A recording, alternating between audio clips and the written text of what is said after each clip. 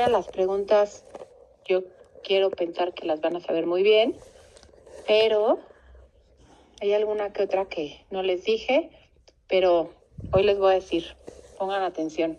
Son muy pocas, la verdad. Entonces, a ver, no les voy a dar todo, pero me voy a basar en esto que les voy a enseñar ahorita, nada más como para que sepa por dónde voy. ¿Ok?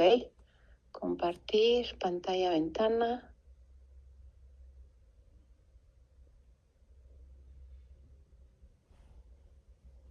Repaso.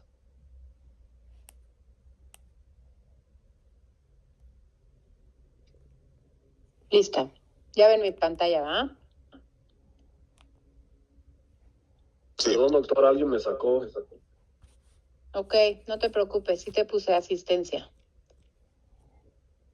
Ok, entonces, vamos a hacerlo rápido, dinámico. Acuérdense que de los virus que vimos, la mayoría son RNA, solo un DNA que es el adenovirus. Luego, de los virus RNA, rinovirus, causa más frecuente de resfriado común, ya lo hemos dicho muchísimo. De este rinovirus importante, siempre les digo, recordar que tiene estas 4 proteínas virales y que la que más nos importa es BP1, que como pueden ver aquí, es justo esta depresión que hace, que permite que se una al ICAM, ¿no? Luego, hace mecanismos parasimpáticos. Generalmente le gustan las temperaturas frías. Esto es lo mismo que ya dijimos. Decíamos que había 3 tipos, pero el principal es el serotipo, no serotipo, el grupo mayoritario, ¿no? Acá está, ¿no? Que se une al ICAM por medio de su BP1, ¿de acuerdo? Y ya tenemos el grupo minoritario que se une a LDL y el grupo C que se une a caderina. Clínica, ya saben ustedes, perfecto, a todos ustedes les ha dado gripa, esa es la clínica habitual.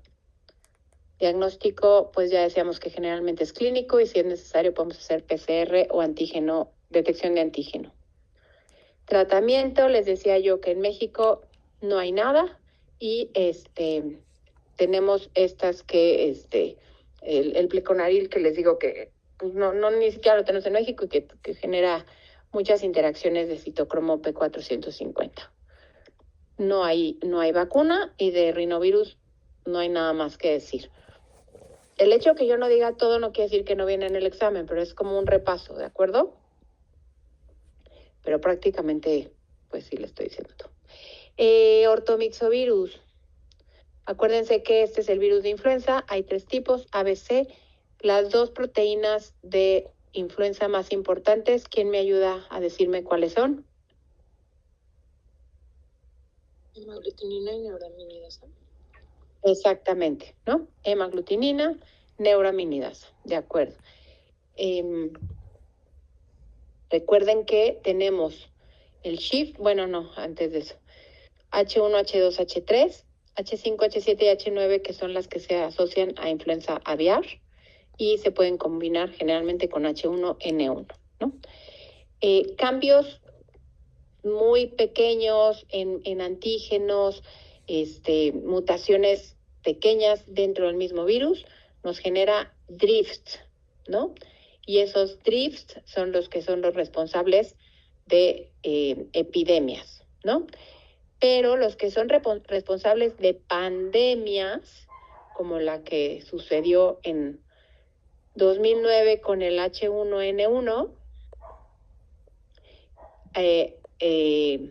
¿no? Estas drifts, epidemias anuales, ¿no? O sea, lo que sucede cada año y cada año tenemos, pues, este incremento de casos. Y lo que sucedió en 2009 y etcétera, cuando ya hay algo pandémico, ya son shifts, ¿no? Ay, ¿cómo pasó esto? Ya no me hace caso. Ahí está. Que estos... El 5, 7 y 9 son las asociadas a la influencia aviar. Exacto. Ok, ya, gracias. ¿ok? Acuérdense que ya después de los drifts, estos shifts que ya involucran cambios entre diferentes especies, ya sea aviar o la de cerdo, ya hablamos de pandemias, ¿ok? Y les decía yo que cambios menores de acuerdo al abecedario, drift, y cambios mayores de acuerdo al abecedario, shift, ¿sí? ¿Clarísimo esto? Perfecto.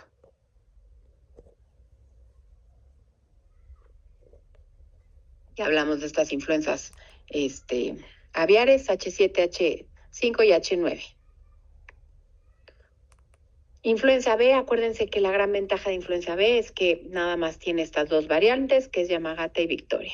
Punto. ¿Qué es lo más importante para que sospechemos influenza? ¿Quién me dice? Ahí lo están viendo, pero ¿quién me dice? Ya lo hemos hablado y lo hablamos en clase. Que aparece de la Exacerba, o sea, que es muy rápido los síntomas. Inicio abrupto, exactamente, perfecto. Diagnóstico por PCR, acuérdense que la prueba rápida tiene una sensibilidad bajita. Y de tratamiento para influenza no hay nada en el examen, pero bueno, acuérdense que usamos sobre todo el oseltamivir. Prevención, muy importante, ¿no? Tenemos la vacuna trivalente y la cuadrivalente que involucra H3N2, H1N1, influenza B, y la cuadrivalente tiene las dos cepas de influenza B.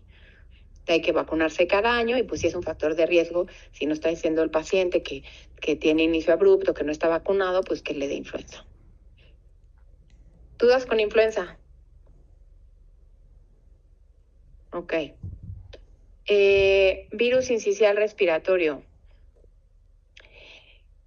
¿Quién me ayuda? ¿Quién me dice qué es lo más importante del virus sincicial respiratorio? ¿En quién los debemos de sospechar? En los niños. ¿En qué edad? ¿Los niños de qué edad? Menores de 1 año. Ajá, generalmente menos de 2 años, exactamente, ¿no? Ok. Espérenme.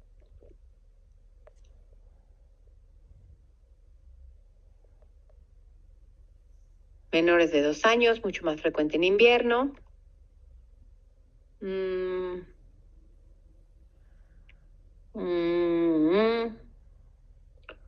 Factores de riesgo a fin de cuentas, sobre todo que el bebé sea muy pequeñito y que la mamá no tenga anticuerpos, ¿no? Ahora, ¿por qué el bebé? ¿Cómo vamos a escuchar las sibilancias? ¿Inspiratorias o expiratorias?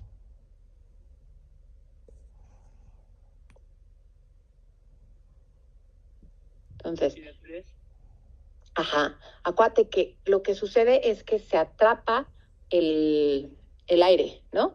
¿Por qué? Porque sucede esto. Me voy a ir para acá, ¿no? Entonces, bueno, aquí creo que está más bonito. Ah, no, porque aquí nada más viene clínica. Acá, ¿no?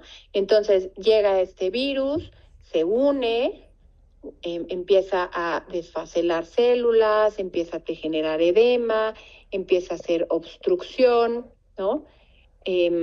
Hay necrosis, ¿no?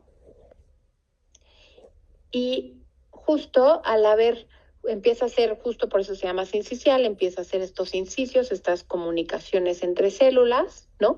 Y esto hace que el aire quede atrapado. Hay un atrapamiento mecánico. Y entonces por eso queda atrapado y cuando el niño quiere expirar, escuchamos, ¿no? El silbido. ¿Sí? ¿Clarísimo esto? Ok. Aquí está lo mismo que les acabo de decir. El diagnóstico es por PCR, como todos los virus, y el tratamiento, pues más bien hay muy poco tratamiento, pero le podemos dar ribavirin. No sé, aquí no viene esto, pero bueno, acordarse que ya hay una vacuna actual y que se lo damos a embarazadas en el último trimestre y a adultos mayores de 60 años. Coronavirus. Me voy a ir acá, ¿no? Acuérdense que tenemos estos virus estacionales, ¿no? Está SARS-CoV-2, está SARS-CoV y está SARS-CoV-2.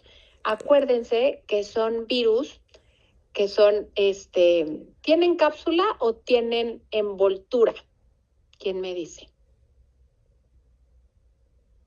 ¿Y cuál es la diferencia?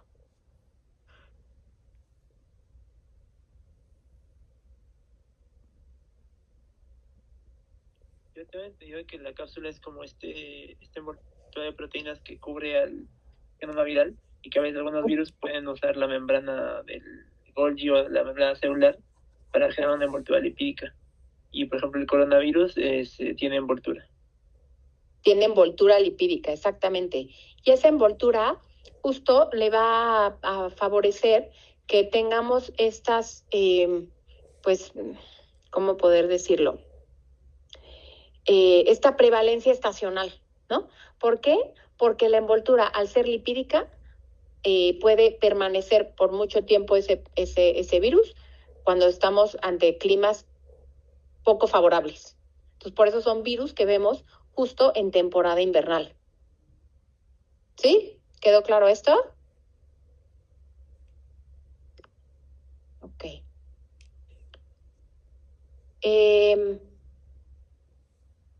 ¿Cuál es la proteína que se une? La más importante que también se los dijo en clase. Spike, ¿no? Recordar que a través del spike se une a ¿cómo se llama? A la enzima convertida a angiotensina. De esto ya se lo saben muy bien, saben cómo incrementó los casos. Aquí está uniéndose justo este spike, esta proteína a la receptor AC2. Y bueno, cómo genera toda esta tormenta de citocinas, toda la respuesta inflamatoria, edema pulmonar, se une a neumocitos 1 y 2 y listo. Diagnóstico por PCR y de tratamiento no me voy a meter. Y de vacunas tampoco me voy a meter. Adenovirus. De adenovirus, si tuviéramos que decir algo específicamente relacionado a adenovirus que pudiera, pues justo hacernos distinguirlo comparado con otros virus, ¿qué me podrían decir? O sea, lo que quiero decir es, se presenta un paciente con alguna cuestión respiratoria muy normal, ¿qué podría ayudarnos a distinguir que es un adenovirus?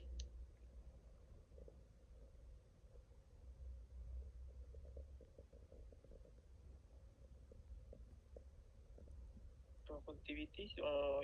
Doctora, ¿no es el que también da conjuntivitis?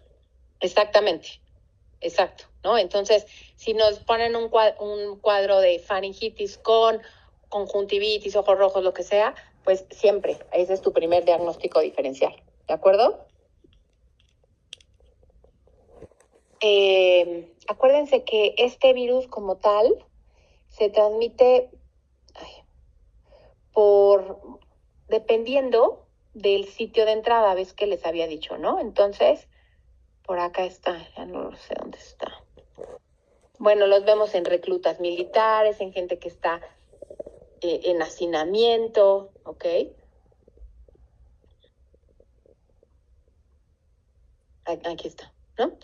Entonces se puede transmitir por gotas respiratorias si la enfermedad es tipo de vías aéreas, ¿no?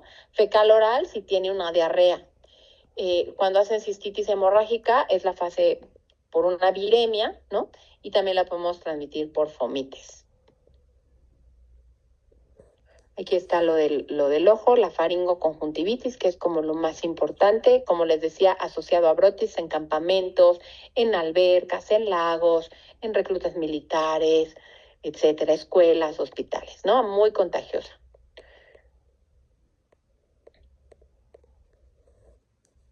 Me falta aquí. Ay, es que en esta no está.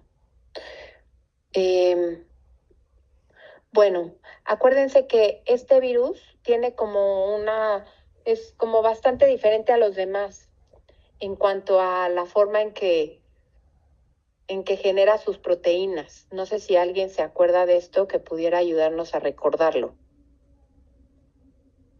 ¿Es de ADN? Ajá, es de ADN. ¿Y qué pasa a nivel celular?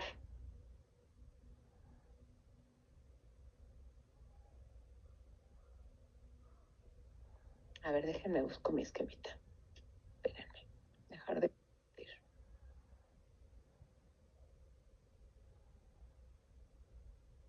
¿No es lo de que utiliza las placas de Bayer? ¿Cómo le hago para dejar de compartir? Ahí está. Espérenme. Tiene estas proteínas, ¿se acuerdan de tempranas y tardías? Eso es lo que les quiero enseñar.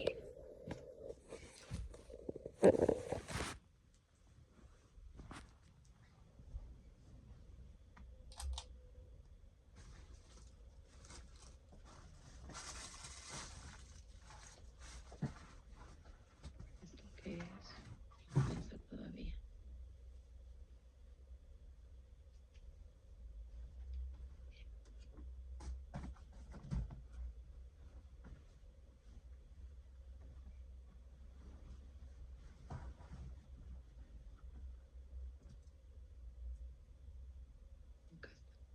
¿Ven la presentación?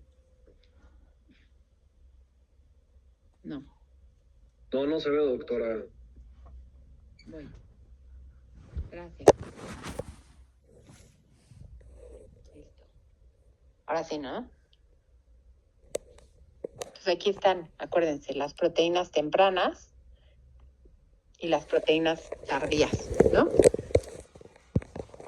Que estas pueden ser EA1, EA2, E1B, E1A, E1B, ¿no?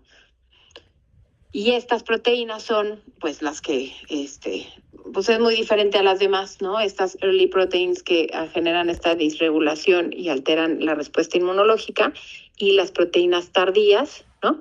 Que son las que empiezan la replicación del DNA, ¿ok? Bueno. ¿Qué más?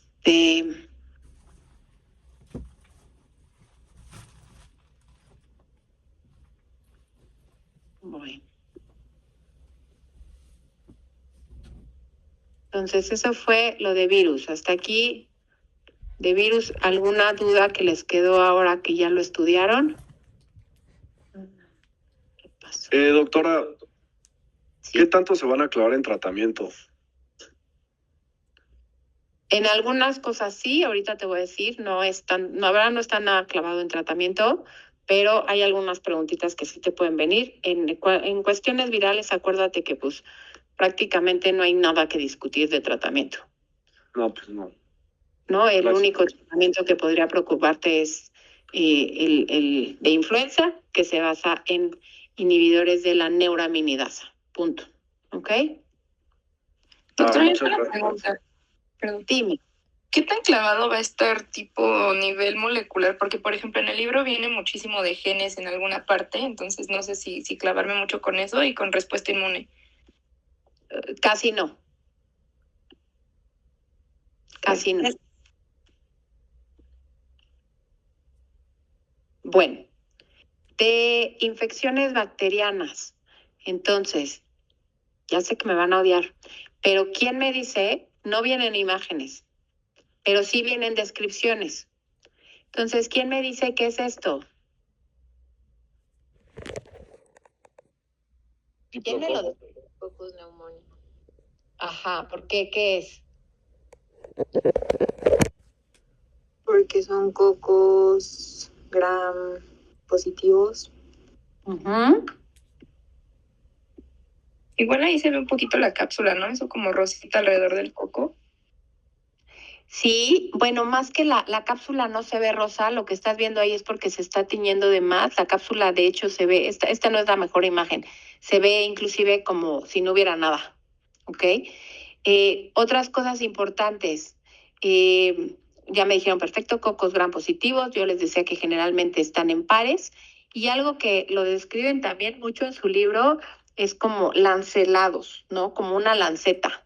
O sea, como que son medio ligeramente ovalados. Mira, fíjate, aquí se ve, ¿no? Te fijas como que no es una redondez exacta, ¿no? ¿Dónde hay otro?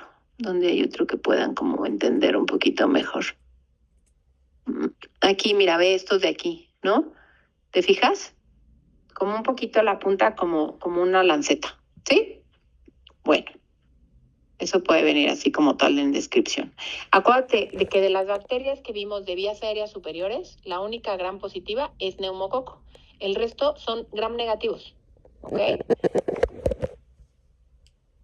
Lo más importante de neumococo, lo hemos hablado 1000 veces, la cápsula le permite que no lo fagociten, podemos estar colonizados.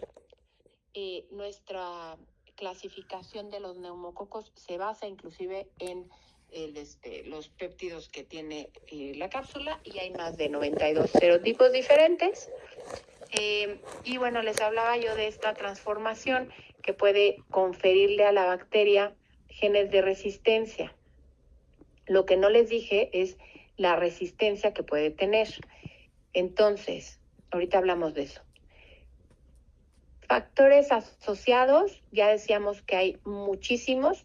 El que les hice mucho énfasis es todo lo que tenga que ver con el vaso, porque acuérdense que decíamos que justo nos permite la opsonización, va a marcar a estas bacterias y una vez que lleguen al vaso va a lograr fagocitarla. Si eso no sucede, pues va a haber una diseminación de la enfermedad, ¿no? Entonces, por eso pacientes que no tienen vaso, que tienen asplenia funcional, etcétera, son pacientes con muchísimo riesgo para neumococo.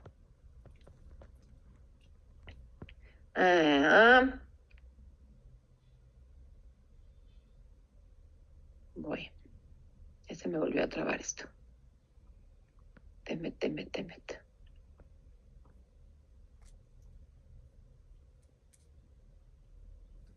No, es el rojo.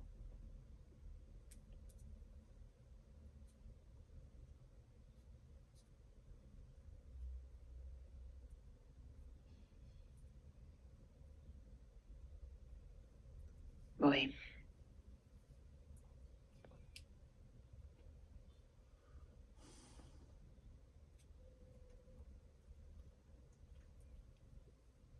Ok. Recuerden que podemos estar colonizados, que podemos tener una transmisión directa, una diseminación directa, local, ¿no? Otitis, sinusitis, o ya con invasión, neumonía, bacteremia, ¿no? Es la causa más frecuente bacteriana de neumonías. En cuanto a tratamiento, acuérdense que les decía que el grave problema es que hay resistencia ya a penicilina y que por eso damos otro tipo de tratamientos. Pero lo que no les dije es cómo es esa resistencia a la penicilina. ¿Alguien sabe cómo hace el neumococo resistencia a la penicilina?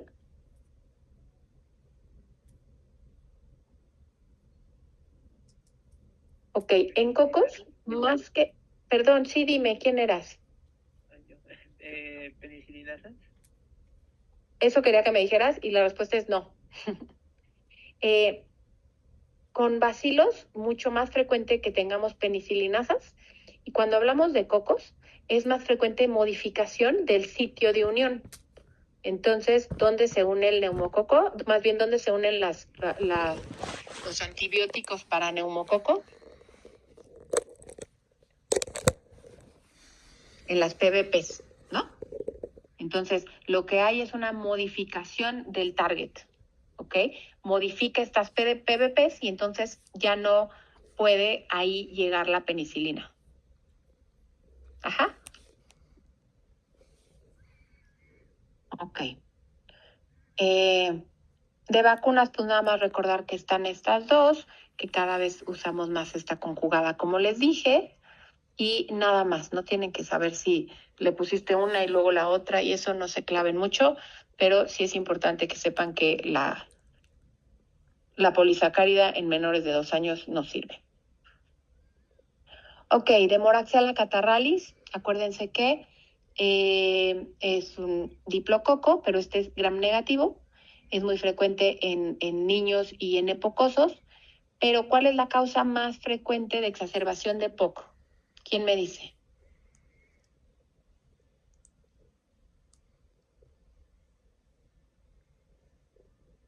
¿Hemófilos?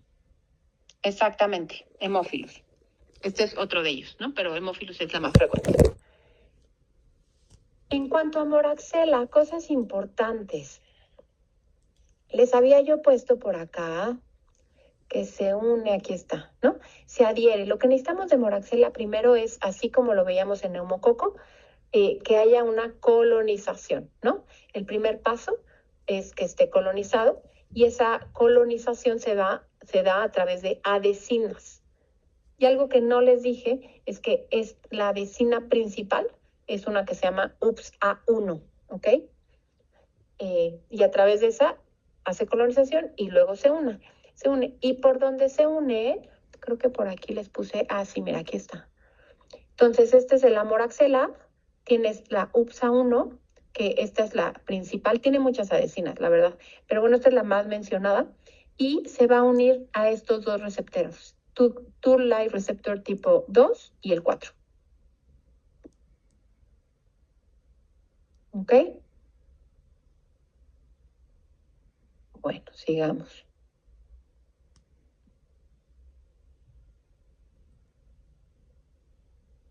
¿Quién me dice que es lo más importante de Mycoplasma pneumoniae como característica de la bacteria? ¿Por qué no sirven los beta-lactámicos? No tiene pared. Perfecto. Exactamente. ¿Por qué no le puedo hacer Gram? No tiene pared. Gracias. ¿Cuál es la causa más frecuente de una neumonía en un niñito de 5 a 15 años?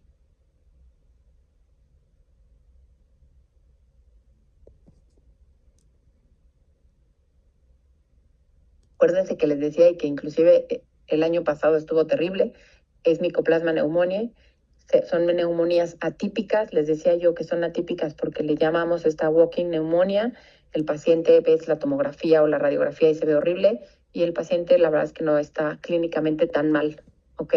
Entonces, les contaba que inclusive en la escuela de mis hijas hasta cerraron algunos salones porque a todos los niñitos les estaba dando y muchos acaban obviamente sí hospitalizados, ¿no? Entonces, esta es cuando vemos este tipo de neumonías en chiquitos, esta es una de las que hay que pensar. Y es importante pensarla, porque si no la pensamos, le vamos a dar como a todo ampicilina y pues no va a servir de nada, porque ustedes ya saben que no tiene pared donde pueda actuar eso.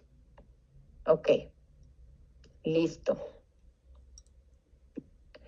El acebiofil, esto ya lo hablamos, de 5 a 15 años. Epidemias en niños, ¿no? En escuela, acuérdense que es la que hace las aglutininas en frío. Cuadro clínico, neumonía atípica, el meningitis bulosa, ¿no? Estas bulas hemorrágicas en la membrana timpánica.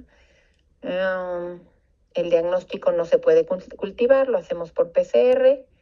Y tratamiento, pues no nos va a servir de nada las penicilinas y le damos más bien macrólidos. Bueno, dudas con bacteriano. El otro día me preguntaban algunos de ustedes que si, como en el temario no venían ninguna otra de las E. colis, que si solo tenían que estudiar la ¿cuál es la que sí me decían que venían? Enterotoxigénica. ¿Bien sabe? ¿Alguien me preguntó? Bueno, según yo sí vienen, ¿eh? Ahorita lo veo. De síndromes diarreicos. En virus, rotavirus, tenemos otras enterobacterias y vibrio, ¿no? El rotavirus importante, acuérdense que es un virus de 3 capas, ¿no? Está inicialmente la 2, la 6 y la capa 7. Esta BP4 es a donde se va a unir. Y su diarrea, decíamos que tiene 2 maneras de generar diarrea, ¿no? Pero toda esta diarrea es secundaria a esta proteína no estructural 4, ¿no? esta proteína no estructural es la que funciona como una especie de toxina y permite generar la diarrea, ¿no? Y lo otro importante es que de estos dos mecanismos, el secretor y el osmótico, el que da mucho mayor daño y el que justo da que el paciente esté muy deshidratado, que tenga muchísima, pues sí, deshidratación y alteración, es más esta osmótica de acá, ¿de acuerdo? Bueno, ¿qué más? Esto nada. De las E. colis, entonces acuérdense que tenemos estas primeras, toxigénica, patógena y agregativa en intestino delgado y hemorrágica invasiva, intestino grueso. Causa más frecuente de diarrea del viajero, ¿no? Cualquier persona que nos ponga que viajó, que se fue a no sé dónde, no sé qué, lo primero que tenemos que pensar si hace diarrea es enterotoxigénica.